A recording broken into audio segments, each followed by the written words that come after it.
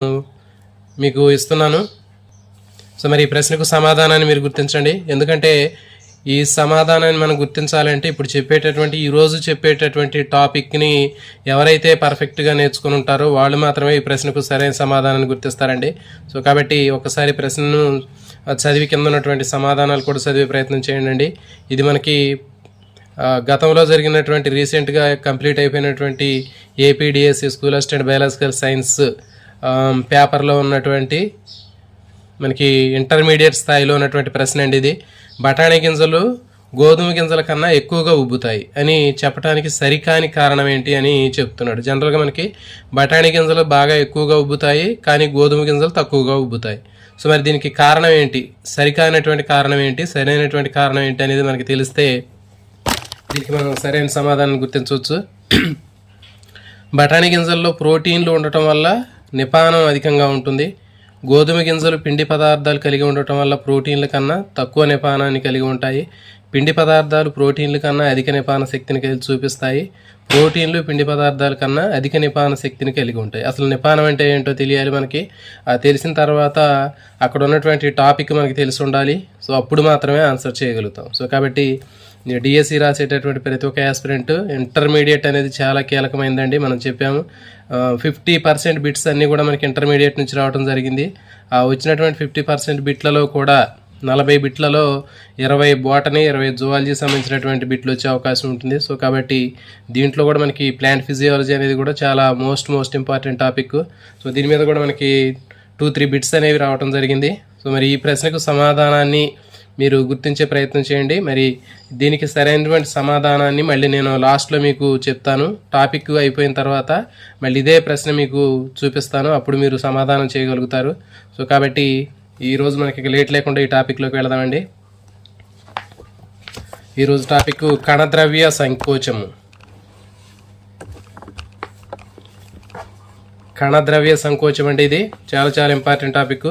రేపు తెలంగాణలో డిఎస్సి రాసేటటువంటి ఆస్పిరెంట్స్కి, అదేవిధంగా జేఎల్కి ప్రిపేర్ అయ్యేటటువంటి ఆస్పిరెంట్స్కి, అదేవిధంగా టీజీటీ పీజీటీ రాసేటటువంటి ఆస్పిరెంట్స్ అందరికి కూడా ఈ టాపిక్లు అనేవి 100% యూజ్ అయ్యే అవకాశం ఉంటుందండి.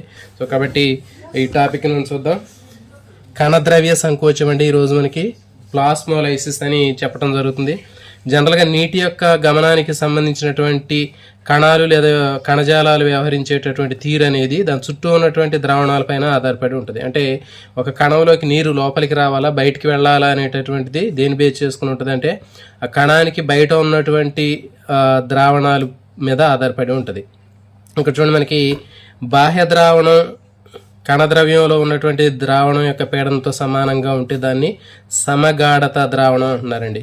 జనరల్ ఇప్పుడు చూడండి, మనకి ఇక్కడ 3 పదాలు ఉంటాయి. సమద్రావణ గాఢత అంటే ఏంటి, అల్పద్రావణ గాఢత అంటే ఏంటి, అధిక గాఢత ద్రావణం అంటే ఏంటో చూద్దాం.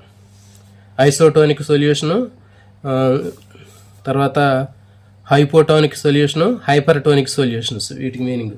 సో ఇక్కడ చూద్దాం. మరి ఇప్పుడు మనం ఫర్ ఎగ్జాంపుల్ ఇక్కడ ఒక కణం తీసుకున్నామండి. ఒక కణం తీసుకున్నప్పుడు ఈ కణం యొక్క బాహ్య ద్రావణంలో ఉన్నటువంటి ద్రవాభిసరణ పీడనంతో సమానమైనటువంటి పీడనం ఉన్నట్లయితే, అంటే లోపల ఒక ద్రవం యొక్క పీడనం ఎంత ఉందో బయట కూడా అదే రకమైనటువంటి పీడనం ఉన్నట్లయితే దాన్ని సమద్రావణ గాఢత అంటారు. ఫర్ ఎగ్జాంపుల్ ఇక్కడ నేను 10 అనే నెంబర్తో చూపించాను ఇక్కడ. సో కాబట్టి ఇక్కడ 10 అనే నెంబర్ తోటి చూపించాను. అని కణం లోపల ఉన్నటువంటి ద్రావణం యొక్క గాఢత, తర్వాత కణం బయట ఉన్నటువంటి ద్రావణం గాఢతను కూడా 10 అనే నెంబర్తో చూపించాను. సో కాబట్టి కణానికి బయట లోపల కూడా గాఢతలు ఎట్లా ఉన్నాయి, సమానంగా ఉన్నాయి. సో కాబట్టి ఇలాంటి ద్రావణాన్ని ఏమంటారంటే సమగాఢత ద్రావణం అంటారు, ఐసోటోనిక్ సొల్యూషన్ అంటారు. మరి అల్పగాఢత ద్రావణం అంటే ఏంటో చూద్దాం. అల్పగాఢత ద్రావణం అంటే బాహ్య ద్రావణం కణద్రవ్యం కంటే చిక్కగా ఉంటే దాన్ని చూడండి, బాహ్య ద్రావణం కణద్రవ్యం కంటే పలసగా ఉంటే దాన్ని అల్పగాఢత ద్రావణం అంటారు. అంటే ఇప్పుడు చూడండి, ఇప్పుడు ఒక కణం ఉంది. ఈ కణంలో ఉన్నటువంటి జీవ పదార్థం యొక్క గాఢత కంటే బయట ఉన్నటువంటి పదార్థం యొక్క గాఢత తక్కువగా ఉన్నట్లయితే, లోపల 10 నెంబర్తో చూపించాను, బయట 5 నెంబర్తో చూపించాను, అంటే లోపల గాఢత ఎక్కువగా ఉండి బయట గాఢత తక్కువగా ఉన్నట్లయితే దాన్ని అల్పగాఢత ద్రావణం అంటారు. అంటే ఇప్పుడు దాన్ని మనం దేని గురించి చెబుతున్నాం అంటే ఒక కణానికి బయట ఎలా ఉంది అనేది చెబుతున్నాం, బయట దాన్ని లోపల దాంతో కంపేర్ చేస్తున్నాం. బయటది లోపలికి సమానంగా ఉంటే సమగాఢత ద్రావణం, అది కాకుండా బయట ద్రావణం గాఢత లోపల ద్రావణం గాఢత కంటే తక్కువగా ఉంటే అల్పగాఢత ద్రావణం. నెక్స్ట్ అధిక ద్రావణ గాఢత అంటే ఏంటి, కణంలో ఉన్నటువంటి జీవ పదార్థం యొక్క గాఢత కంటే బయట ఉన్నటువంటి పదార్థం యొక్క గాఢత ఎక్కువగా ఉంటే, ఇక్కడ చూడండి ఫర్ ఎగ్జాంపుల్ లోపల నేను 10 అని వేసాను, లోపల కంటే బయట గాఢత ఎక్కువ ఉంది. సో కాబట్టి అధిక గాఢత ద్రావణం అని చెప్పడం జరుగుతుంది. Hyper tonic solution. మరి ఇప్పుడు కణాలని అల్పగాఢత ద్రావణంలో ఉంచినట్లయితే ఉబ్బుతాయి, అధిక గాఢత ద్రావణంలో ఉంచితే ముడుచుకుంటాయి. జనరల్గా మన అందరికీ తెలుసు. ఫర్ ఎగ్జాంపుల్ ఒక బీకర్ తీసుకొని ఈ బీకర్లో నేను ఏం చేశాను, ఒక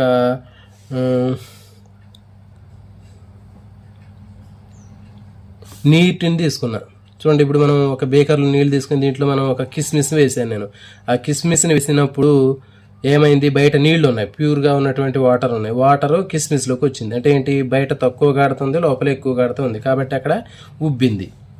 తర్వాత అధిక గాఢత ద్రావణంలో ఉంచితే ముడుచుకుపోతాయి. అంటే ఏంటి, ఇప్పుడు చెప్పిన మనం ఒక బేకర్ తీసుకొని దాంట్లో పంచదార చక్కెర ద్రావణం తయారు చేసి ఇందులో వేసాను. దీంట్లో ఒక పచ్చి ద్రాక్షకాయ వేసాను, అదేమైంది, ముడుచుకుపోతుంది. అంటే దాంట్లో ఉన్నటువంటి నీరు అనేది బయటకు వచ్చింది. సో కాబట్టి అధిక గాఢత ద్రావణంలో ఉంచితే ముడుచుకుంటుంది, అల్పగాఢత ద్రావణంలో ఉంచితే ఉబ్బుతుంది. సో ఇది మనకి తెలిసినటువంటి కాన్సెప్ట్. ఇది మనకి 9th క్లాస్లో కూడా ఉంటుందండి ఇది.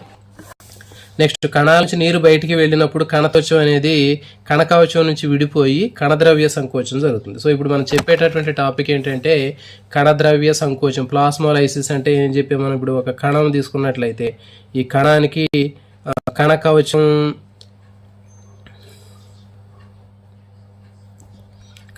ఇది కణకవచం లోపల మనకి ప్లాస్మా పొర అనేది ఉంటుంది, లేకపోతే కణత్వచం అనేది ఉంటుంది.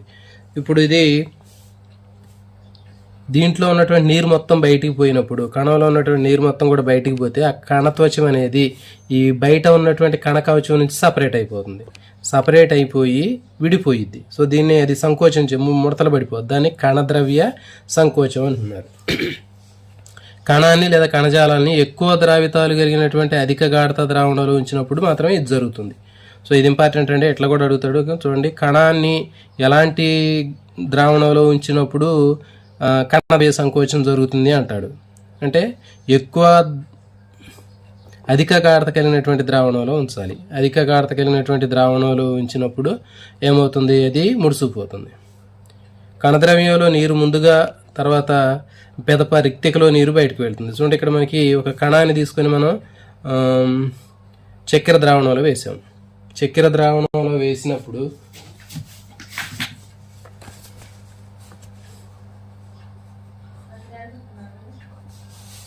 సో చూడండి మనం ఇప్పుడు ఒక కణాన్ని తీసుకొని చక్కెర ద్రావణంలో వేసినప్పుడు బయట చక్కెర గాఢత ఎక్కువగా ఉంటుంది కాబట్టి మరి లోపల నీరు బయటకు వచ్చింది. ఓకేనా, మరి అట్లా బయటకు వచ్చేటప్పుడు ముందు నీరు ఎందులోంచి బయటకు వస్తుందంటే ముందు కణద్రవ్యంలో నీరు ముందు బయటకు వచ్చింది, తర్వాత రిక్తికలో నీరు బయటకు వెళ్తుంది. సో ఇట్లా కూడా బిట్ అడగొచ్చండి. సో ఇంతకుముందు మీకు చూపించినటువంటి దాని ప్రకారం మనకి కణద్రవ్యంలో నీరు ముందుగా బయటకు వస్తుంది. ఇప్పుడు మనకి తెలుసు వృక్ష కణం తీసుకున్నట్లయితే దాంట్లో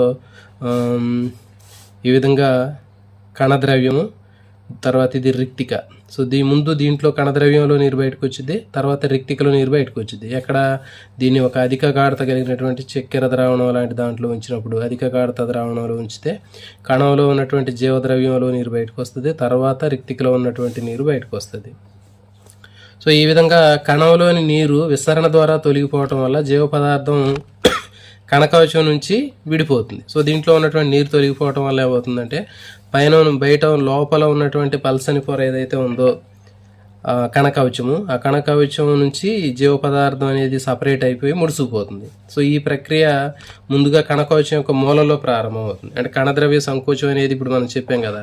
సో కణద్రవ్య సంకోచం అనేది ముందు ఎక్కడ ప్రారంభం అవుతుంది అంటాడు. ఇది ఇంపార్టెంట్ అంటే ముందు మూలల్లో ప్రారంభం అవుతుంది. అంటే ఒక కణాన్ని తీసుకున్నప్పుడు ఈ కణంలో ఈ కార్నర్స్ దగ్గర జరుగుతుంది. ఇట్లా ఈ విధంగా కణాల యొక్క కార్నర్స్లో మనకి ఈ కణద్రవ్య సంకోచం జరుగుతుంది. సో ఏం లేదంటే సింపుల్, కణద్రవ్య సంకోచం అంటే ఒక కణంలో నీరు మొత్తం బయటికి పోవటం, నీరు మొత్తం బయటికి పోయి దాంట్లో ఉన్నటువంటి జీవ పదార్థం ముడుచుకుపోవటాన్ని కణద్రవ్య సంకోచం అంటున్నారు.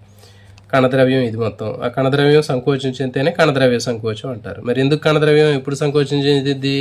దాంట్లో ఉన్న నీరు బయటికి పోతే సంకోచం చెందిద్ది. మరి నీరు బయటికి పోవాలంటే బయట ఏముండాలా? ఎక్కువ గాఢత ఉండాలి. సో అది. సో ఈ విధంగా అధిక గాఢత ద్రావణంలో ఉంచినప్పుడు మాత్రమే కణద్రవ్య సంకోచం జరిగిద్ది.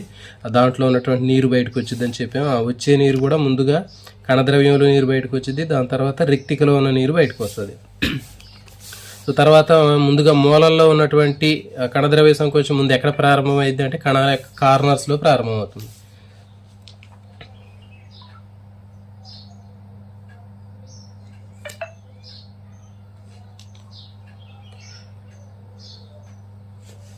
చూడండి, నెక్స్ట్ ఇది ఇంపార్టెంట్. కణద్రవ్య సంకోచం ముందు ఎక్కడ ప్రారంభం అవుతుందంటే కణకవచం యొక్క మూలల్లో ప్రారంభం అవుతుంది. ఇంపార్టెంట్. మరి ఈ దశను ఏమంటారంటే ప్రారంభ కణద్రవ్య సంకోచం అని చెప్తారండి. ఇన్సిపెంట్ ప్లాస్మాలైసిస్ అంటారు. సో ఇది ఇంపార్టెంట్. ఎక్కడ ప్రారంభం అవుతుందంటే ముందుగా కణకవచం యొక్క మూలల్లో ప్రారంభమైంది, దాన్ని ఏమంటారు ప్రారంభ కణద్రవ్య సంకోచం అంటారు. ఇంపార్టెంట్. ఇది తర్వాత కణాన్ని దీర్ఘకాలం పాటు అధిక గాఢతలో ఉంచినట్లయితే కణద్రవ్యం పూర్తిగా ముడుచుకుంటుంది. చెప్పాను కణాన్ని మనం అధిక గాఢత గల ద్రావణం ఈ కణకవచం యొక్క మూలల్లో ఉంచి నీరు బయటకు వచ్చి అక్కడ కణద్రవ్య సంకోచం జరుగుతుందని చెప్పి ఎక్కువ కాలం పాటు ఈ కణాన్ని మనం అట్లా అధిక గాఢత కలిగినటువంటి ద్రావణంలో ఉంచినట్లయితే కంప్లీట్గా నీరు మొత్తం బయటకు వచ్చి అప్పుడు పూర్తిగా కణం అనేది ముడుచుకుపోతుంది. సో పూర్తిగా కణద్రవ్యం ముడుచుకుపోతుంది, దాన్ని అప్పుడు మనం కణద్రవ్య సంకోచం అంటారండి. సో కణంలో ఉన్నటువంటి పూర్తిగా ఎక్కువ కాలం పాటు ఉంచినట్లయితే దాంట్లో ఉన్నటువంటి నీరు మొత్తం బయటకు వచ్చినట్లయితే అప్పుడు కణద్రవ్యం మొత్తం సంకోచం చెందే స్థితినే కణద్రవ్య సంకోచం అంటారు. దాన్ని కణద్రవ్యం సంకోచం చెందిన కణం అంటారు. త్వచం ద్వారా నీరు అధిక నీటి శకమ ప్రాంతం నుంచి తక్కువ నీటి శకమ ప్రాంతం వైపుకి గమనం చెందుతుంది. సో ఇదే చెప్పాము ఇప్పుడు. త్వచం ద్వారా నీరు అధిక శకమం కలిగినటువంటి ప్రాంతము, అధిక నీటి శకమం కలిగినటువంటి ప్రాంతం నుంచి తక్కువ నీటి శకమం ఉన్నటువంటి ప్రాంతానికి నీరు అనేది గమనం చెందుతుంది. సో కాబట్టి సాధారణంగా జీవకణాలలో అధిక గాఢత ద్రావణంలో ఉంచినప్పుడు మాత్రమే మనకి స్లెదం అనేది జరుగుతుంది. స్లెదం అంటే ఏంటి చెప్పినాం మనం, ముడుచుకుపోవటం. సో కాబట్టి ఇప్పుడు చెప్పినాం అధిక గాఢత కలిగిన ద్రావణంలో ఉంచినట్లయితే ఒక రెజిన్ని కానీ ఒక కిస్మిస్ని అధిక గాఢత కలిగిన ద్రావణంలో ఉంచినప్పుడు అది స్లెదం చెందుతుంది, ముడుచుకుపోతుంది. సరే, మనకి పచ్చి ద్రాక్షకాయను వేసినప్పుడు అట్లా ముడుచుకుపోతుంది అధిక గాఢత కలిగిన ద్రావణంలో ఉంచితే. సాల్ట్ వాటర్ కానీ లేకపోతే షుగర్ వాటర్లో కానీ మనం బాగా ఉబ్బి ఉన్నటువంటి ద్రాక్షకాయను వేస్తే ముడుచుకుపోతుంది. సో కాబట్టి అలాంటి కణాల్లో పీడన శకమం అనేది 0 అవుతుంది. ఇక్కడ నీటి శకమము ద్రావిత శకమాలు సమానంగా ఉంటాయి. ఇది మనం సై అని చెప్పినాం. సై W = సై S. Solute potential, water potential సమానంగా ఉంటాయి. ఎప్పుడు సమానంగా ఉంటాయంటే జీవకణాలు అధిక గాఢత ద్రావణంలో ఉంచినప్పుడు. ఇది ఇంపార్టెంట్. అధిక గాఢత ద్రావణంలో ఉంచినప్పుడు పీడన శకమం 0 అవుతుంది.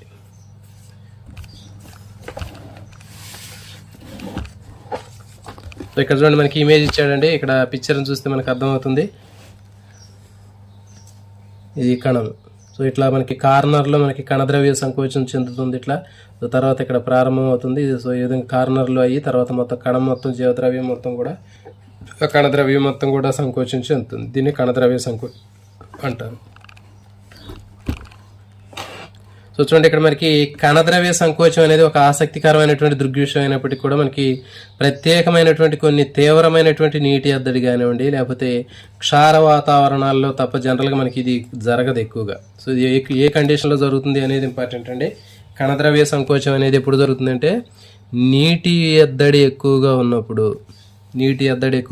కానీ లేకపోతే క్షార వాతావరణంలో జరుగుతుంది. ఇవి 2 ఇంపార్టెంట్ అడుగుతాడు, ఇట్లా గుర్తుపెట్టుకోండి. తర్వాత జనరల్గా మనకి డైలీ లైఫ్లో ఇటు ఎగ్జాంపుల్ తీసుకున్నట్లయితే కణద్రవ్య సంకోచానికి ఇంకా చూడండి, నిల్వ చేసినటువంటి పచ్చళ్ళు, ఎండినటువంటి ఉప్పు చేపలు, ఉప్పు పట్టించినటువంటి మాంసం. సో ఇవన్నీ కూడా ఏంటంటే చెప్పిన మనం ఫర్ ఎగ్జాంపుల్ ఇప్పుడు మనకి ఒరుగులు లాంటివి ఉంటాయి, లేకపోతే ఉప్పు పట్టించినటువంటి మాంసం ఉంటుంది. సో దాంట్లో మనం సాల్ట్ కంటెంట్ ఎక్కువగా ఉన్నటువంటి దాంట్లో మనం ఉంచినప్పుడు ఏమవుతుందంటే ఈ పచ్చళ్ళు కానీ ఇవన్నీ దాంట్లో ఉన్నటువంటి వాటర్ కంటెంట్ ఇది మొత్తం కూడా బయటకు వచ్చి అవన్నీ కూడా కణద్రవ్య సంకోచం చెందుతాయి. అందుకని అవి ఎక్కువ కాలం నిల్వ ఉంచడానికి ప్రధానమైనటువంటి కారణం అది.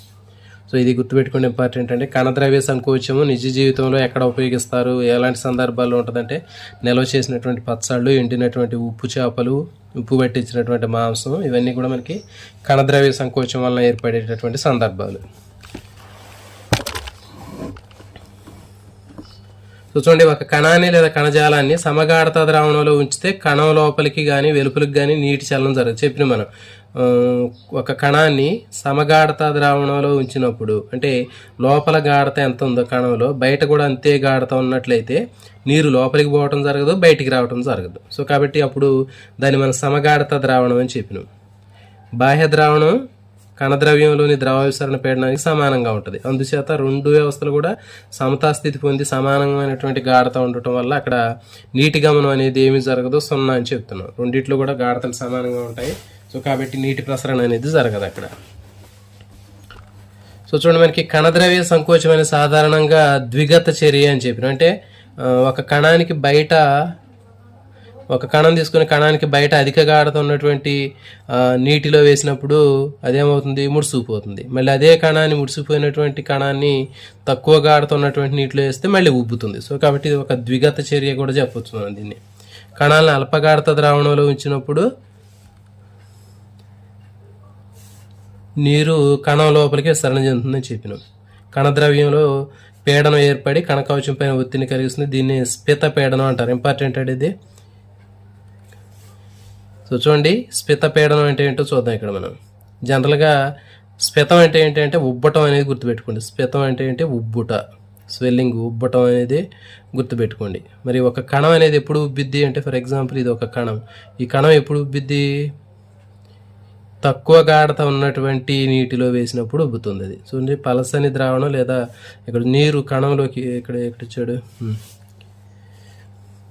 కణాలని అల్పగాఢత ద్రావణంలో ఉంచినప్పుడు నీరు కణంలోకి వచ్చింది. జనరల్గా మనకు తెలుసు, మనకి అల్పగాఢత ద్రావణంలో ఉంచినప్పుడు నీరు అనేది లోపలికి పోతుంది. ఫర్ ఎగ్జాంపుల్ ఇది కిస్మిస్ గుర్తుపెట్టుకుని మన అందరికీ తెలిసిందే. ఒక ఎగ్జాంపుల్ తోటి మనం దీన్ని గుర్తుపెట్టుకోవచ్చు.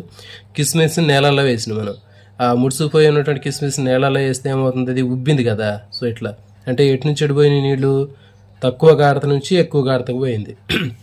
అంటే దీంట్లో చక్కెర గాఢత ఎక్కువ ఉంది కాబట్టి ఇక్కడ నుంచి ఇక్కడికి నీరు అనేది లోపలికి వెళ్ళింది. సో మరి అట్లా వెళ్ళటం వల్ల ఏమైందంటే ఆ కిస్మిస్ అనేది ఉబ్బింది.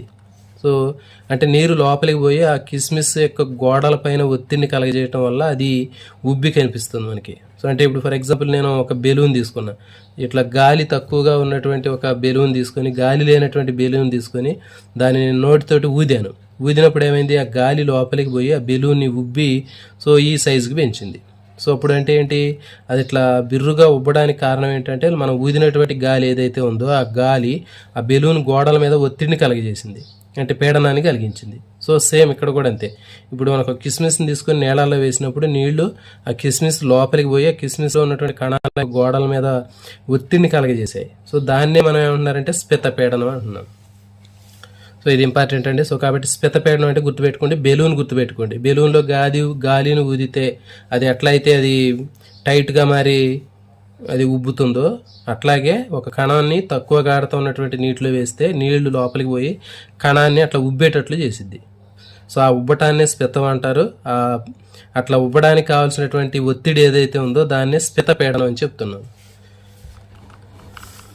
నీరు ప్రవేశించడం వల్ల జీవ పదార్థాలు ఏర్పరిచేటటువంటి పీడనం దృఢమైనటువంటి కవచాలపైన ఒత్తిడిని కలిగజేస్తుంది. చెప్పాం కదా, మరి ఈ విధంగా కణంలోకి నీరు లోపలికి వచ్చిందంటే ఆ నీరు ఆ కణాన్ని బాగా ఉబ్బేటట్లు చేసి ఆ కణం చుట్టూ ఉన్నటువంటి కణకవచం పైన ఒత్తిడిని కలగజేస్తాయి. సో మరి ఆ కలిగించేటటువంటి పీడనాన్ని పీడన శక్మం అని చెప్తున్నారు. సో దీన్నే పీడన శక్మం అంటున్నారు. గుర్తుపెట్టుకోండి, నీరు కణం లోపలికి వచ్చి ఆ కణకవచం పైన కలగజేసేటటువంటి ఆ పీడనం ఏదైతే ఉందో దాన్నే పీడన శక్మం అని చెప్తున్నారు. కణకవచం పైన కలగజేసేటటువంటి ఒత్తిడినే మనం పీడన శక్మం అని చెప్తున్నారు. మరి అంత పీడనానికి మరి ఎందుకు కణాలు పగిలిపోవట్లేదంటే కణకవచం ఉండటం వల్ల, అది దృఢంగా ఉండటం వల్ల కణం అనేది పగిలిపోవట్లేదు. అదే ఒక జంతు కణం అనుకోండి, పగిలిపోయే అవకాశం ఉంటుంది అంత ప్రెజర్ తోటి వస్తే. కానీ వృక్ష కణాలు పగిలిపోకపోవడానికి కారణం ఏంటంటే ఆ కణాన్ని చుట్టూ ఉన్నటువంటి కణకవచం. సో ఇదండి పీడన శకం అంటే గుర్తుపెట్టుకోండి. నీరు ప్రవేశించడం వల్ల జీవ పదార్థం పైన ఏర్పరిచే పీడనం ఏదైతే ఉందో అది దృఢమైనటువంటి కవచం కలిగినటువంటి కణకవచం పైన ఒత్తిడిని కలగజేస్తుంది. సో దీన్నే పీడన శకం అంటున్నారు.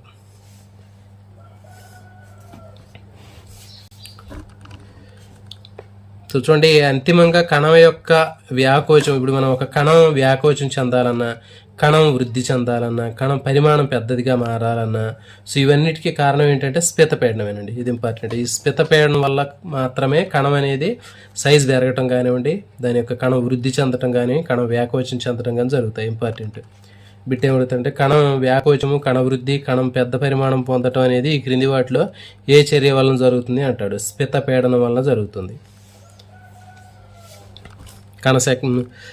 నీటి శక్మము, కణ శక్మము, లేకపోతే పీడన శక్మము, స్పిత పీడనం ఇట్లా ఆప్షన్స్ ఇస్తాడు. సో ఇది గుర్తుపెట్టుకుంటే స్పిత పీడనం వల్ల మనకి సంభవిస్తుంది. నిపానం ఈ టాపిక్ నుంచి ఇచ్చాడు, జాగ్రత్తగా వినండి. ఈ టాపిక్ ని మీరు విన్నట్లయితే దానికి ఆన్సర్ ఈజీగా చేయడానికి అవకాశం ఉంటుంది. చూడండి, జనరల్ గా మనకి కొల్లాయిడ్ వంటి ఘన పదార్థాలు ఏవైతే ఉంటాయో అవి నీటిని ఎక్కువగా శోషించుకుంటాయండి. మరి నీటిని శోషించుకోవటం వల్ల వాటి ఘన పరిమాణంలో అవి వృద్ధి చెందుతాయి. సో ఇట్లా వృద్ధి చెందేటటువంటి ప్రక్రియని మనం నిపానం అని చెప్తున్నాం. సో ఇంకా మీకు జనరల్గా అర్థం కావాలంటే ఇక్కడ చూడండి, విత్తనాలు ఉంటాయి. విత్తనాలు మనం నేలలో వేస్తే ఏమైతే ఉబ్బుతాయి. లేకపోతే ఇంకా పొడిగా ఉన్నటువంటి రంపం పొట్టు ఉంటుంది. ఆ రంపం పొట్టు నేలలో వేస్తే ఏమైతే ఉబ్బిద్ది. సో మరి అట్లా ఉబ్బడానికి కారణం ఏంటంటే ఆ రంపం పొట్టు కానివ్వండి, ఇలా విత్తనాలు కానీ అవి నీటిని పీల్చుకున్నప్పుడు ఏమైతే ఇవి ఉబ్బుతాయి. సో ఆ ఉబ్బడాన్ని నిపానం అంటారండి. గుర్తుపెట్టుకుంటే ఇది నిపానము అంటే ఏవైనా సరే విత్తనాలు కానివ్వండి, ఇంకా పొడిగా ఉన్నటువంటి కొయ్య ముక్కలు కానివ్వండి, రంపం పుట్లు కానీ ఇట్లాంటివి ఏవైనా సరే నీటిని పీల్చుకొని అవి ఉబ్బేటటువంటి పరిస్థితిని మనం నిపానం అని చెప్తారు. మరి ఇక్కడ చూడండి, ఆదిమానవులు తీసుకున్నట్లయితే పూర్వకాలం నుంచి ఆదిమానవుడు బండరాళ్ళని, కొండలను కానివ్వండి, ఇంకా బండరాళ్ళని చేల్చడానికి నిపానాన్ని ఎక్కువగా ఉపయోగించాడంట. ఆ నిపాన పీడనాన్ని ఉపయోగించుకొని బండరాళ్ళని కానివ్వండి, ఇంకా రాళ్ళని కానీ వాటిని పగలగొట్టేవాడు. నిపానం వల్ల ఏర్పడేటటువంటి పీడనం వల్లే విత్తనాలు మొలకెత్తుతున్నాయండి. సో చూడండి, ఇప్పుడు ఒకే విత్తనం ఉంది. సో ఈ విత్తనాన్ని నేను నేలల్లో వేశాను. ఏమైంది, అయితే నీటిని పీల్చుకొని ఉబ్బింది అది. సో ఆ విధంగా ఉబ్బటాన్ని నిపానం అని చెప్పాము. సో ఆ విధంగా నిపానం జరగటం వల్లే విత్తనం అనేది మొలకెత్తగలుగుతుంది. తర్వాత ఆ మొలకలు భూమిని చీల్చుకొని బయటకు వస్తూ ఉంటాయి. చూడండి, మట్టిలో ఉన్నటువంటి ఆ విత్తనాలు ఏవైతే ఉన్నాయో అవన్నీ కూడా మట్టి పెడ్డలను చీల్చుకొని బయటకు వస్తాయి. సో మరి అట్లా బయటికి రావడానికి ఉపయోగపడేటటువంటి పీడనం ఏది అంటే నిపాన పీడనం అండి. ఇంపార్టెంట్ ఇది. సో ఇక్కడ బిట్ ఏమడుగుతాడంటే విత్తనాలు మొలకెత్తడానికి, మొలకలు భూమిని చీల్చుకొని బయటికి రావడానికి ఉపయోగపడేటటువంటి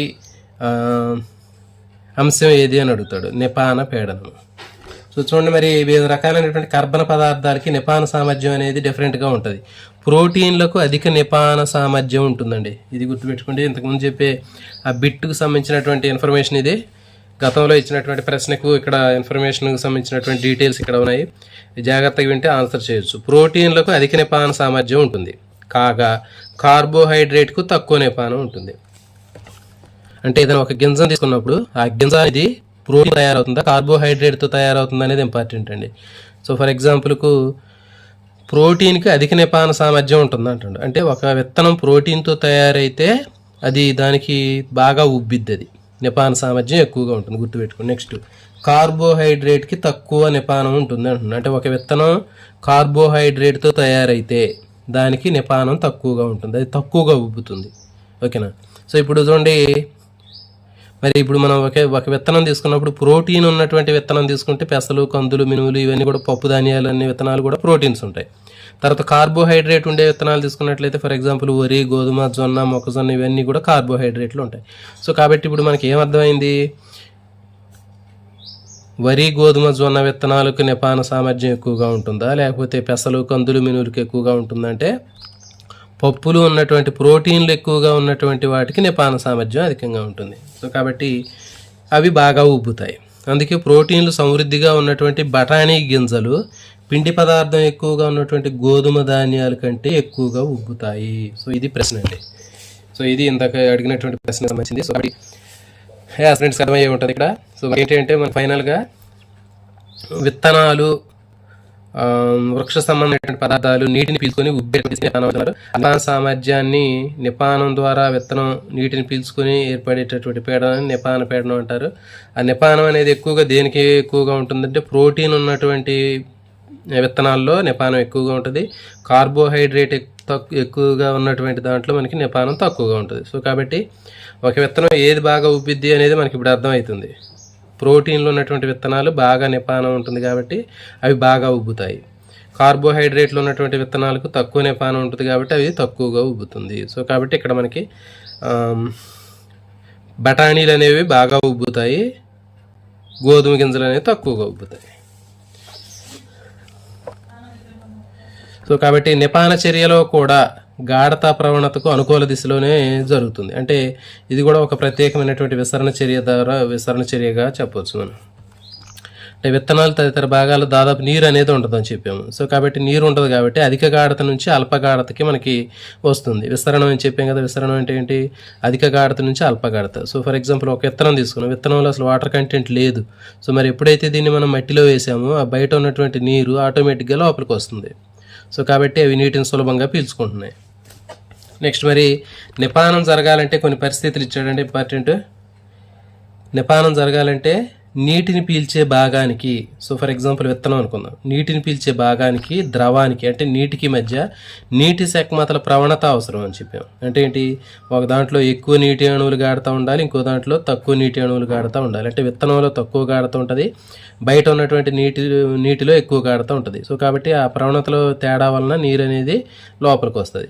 ఇంకా అంతేకాకుండా ఏ పదార్థమైన నిపానం చూపాలంటే, ఫర్ ఎగ్జాంపుల్ నీరు నిపానం చెందాలంటే పీల్చే పదార్థానికి విత్తనానికి ఆ ద్రవానికి మధ్య బంధుత్వం కూడా ఉండాలి. అంటే ఎఫెక్షన్ అనేది కూడా ఉంటేనే అక్కడ మనకి నిపానం జరుగుతుంది. సో ఇది దీనికి సంబంధించినటువంటి టాపిక్ అండి. ఇప్పుడు మళ్ళీ ఆ ప్రశ్న మీకు చూపిస్తాను, దీనికి ఆన్సర్ మీరు ఇప్పుడు సరైన సమాధానం గుర్తించే ప్రయత్నం చేయండి.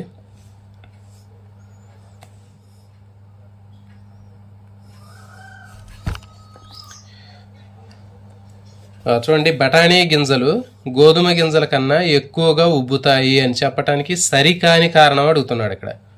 రాంగ్ స్టేట్మెంట్ ఏది అంటే బఠానీ గింజల్లో ప్రోటీన్లు ఉండటం వల్ల నిపానం అధికంగా ఉంటుంది, రైటే. గోధుమ గింజలు పిండి పదార్థాలని కలిగి ఉండటం వల్ల ప్రోటీన్ల కన్నా తక్కువ నిపానాన్ని చూపుతాయి, రైటే చెప్పాము మనం. గోధుమ గింజల్లో మనకి పిండి పదార్థాలు ఉండటం వల్ల, అంటే పిండి పదార్థాలు ఉన్నటువంటి వాటిలో తక్కువ నిపానం ఉంటుంది. సో కాబట్టి మరి ప్రోటీన్ల కన్నా తక్కువ నిపానాన్ని చూపుతాయి. నెక్స్ట్ పిండి పదార్థాలు ప్రోటీన్ల కన్నా అధిక నిపాన శక్తిని చూపుతాయి, ఇది రాంగ్ అండి. పిండి పదార్థాలు ప్రోటీన్ల కన్నా తక్కువ నిపాన శక్తిని చూపుతాయి కదా, సో ఇది wrong.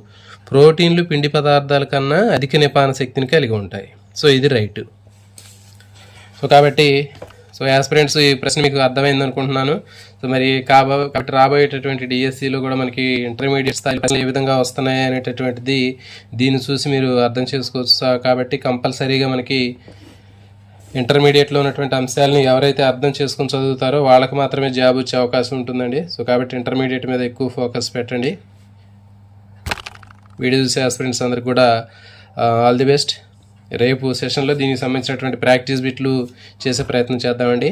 Thank you for watching.